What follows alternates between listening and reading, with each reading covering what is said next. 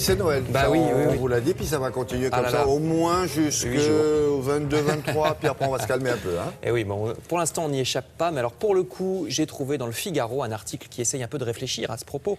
Qu'en est-il de l'esprit de Noël? On répète année après année, mais là, c'est une triste réalité. Noël se résume de plus en plus à une orgie de consommation. Ce qui est étonnant, c'est que dans les sondages, les gens disent des choses beaucoup plus politiquement correctes. Quand on les interroge, les gens disent que Noël, c'est la famille, la solidarité, etc. Alors qu'en fait, ce qu'on voit est l'exact contraire. Je cite le Figaro, une course au mauvais champagne et aux chocolats industriels dans une économie qui ne sait plus quoi faire de sa surproduction. Fermez les guillemets.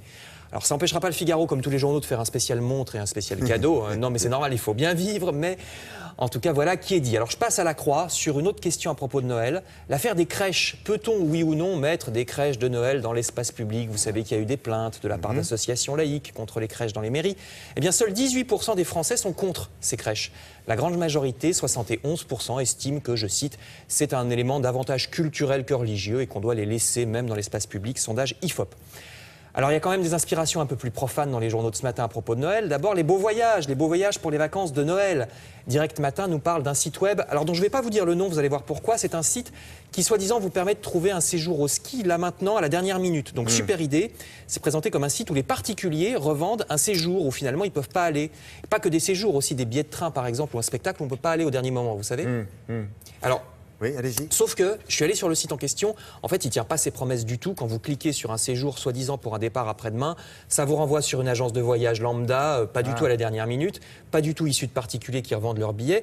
Mais donc ça veut dire que l'idée est à reprendre, parce que l'idée est bonne. Donc il faut créer un site sur ce principe, vraiment, parce que ça reste à faire, manifestement.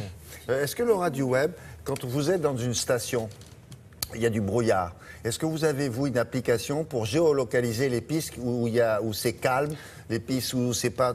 Faudrait. Vous avez ça? Il y a une application météo locale. Non. Il y a du monde, il n'y a pas de monde. Il y a du monde aux remontées. Non, là, c'est tranquille. Bon, je vais aller là-bas. Vous voyez une Je crois appli qu'il y a des pour ça. applications, mais il faudrait peut-être que j'aille les tester et que vous m'envoyiez faire un petit reportage. Voilà, j'aurais dû faire attention à ce que je dis, moi. mais Très bien. Et on privé, continue vous avec Frédéric. Alors je passe à une exposition dans le Parisien aujourd'hui en France. Ça c'est pour après Noël, ça sera qu'en avril, mais les billets sont déjà en vente à partir d'aujourd'hui. C'est l'expo Harry Potter qui arrive enfin parce qu'elle tourne dans le monde entier depuis 2009. Ça sera à la Cité du Cinéma à Saint-Denis, près de Paris.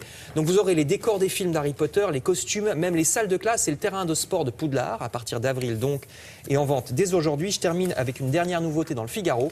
Ça non plus c'est pas pour tout de suite, c'est une invention française. Regardez, c'est un bracelet qui pourra peut-être remplacer le smartphone. Alors c'est encore plus petit et plus léger que le smartphone. Ça projette une image de l'écran sur votre avant-bras. Et vous voyez, donc vraiment, vous avez que le bracelet orange autour du bras. Ils sont en train de le développer et bientôt peut-être à la place de nos smartphones. C'est une invention française. Eh ben, si vous trouvez quelque chose, vous dites ça à mademoiselle du web, elle se fera un plaisir de venir là où vous êtes. Hein. Si vous êtes à Los Angeles, c'est mieux pour elle. Exactement. Elle préfère qu'à Les ça. Seychelles, je prends aussi. Toi. Vous avez vu tout à l'heure un jeune garçon qui s'intéressait à la mode. Il avait relancé le nœud papillon, la cravate. Là, vous allez voir, c'est un autre jeune homme qui est très à la mode aussi. Alors, à quoi on reconnaît les jeunes gens très à la mode dans les grandes villes de France et ailleurs? À leur barbe, Ouais. William. Et regardez, même Frédéric, ça peut l'intéresser. Faut qu'il la laisse pousser un petit peu. Ce sont des boules de Noël spéciales barbe. Donc, elles sont vendues par petits sachets comme ça. Il y en a 9, ça coûte 7 euros. C'est reversé au profit d'une association. Et vous les accrochez très facilement. Elle s'allume? Elles ne s'allument pas encore. Il faut que je Dommage. regarde s'il y a les La guirlandes nuit, lumineuses. oui. Ça s'allume la nuit. Le type, il Alors, laisse toucher. regardez, tout le monde les porte. À vous sûr. de poster vos photos avec vos boules de Noël si vous Ouais, avez c'est une joli. barbe. Très joli. Voilà. C'est Ouais. très joli. Et si vous êtes un peu velu sur la poitrine, ça peut marcher aussi devant. Et ça s'allume également. On peut peut-être les essayer sur Frédéric. On va l'essayer sur Frédéric. Merci beaucoup. On va passer à la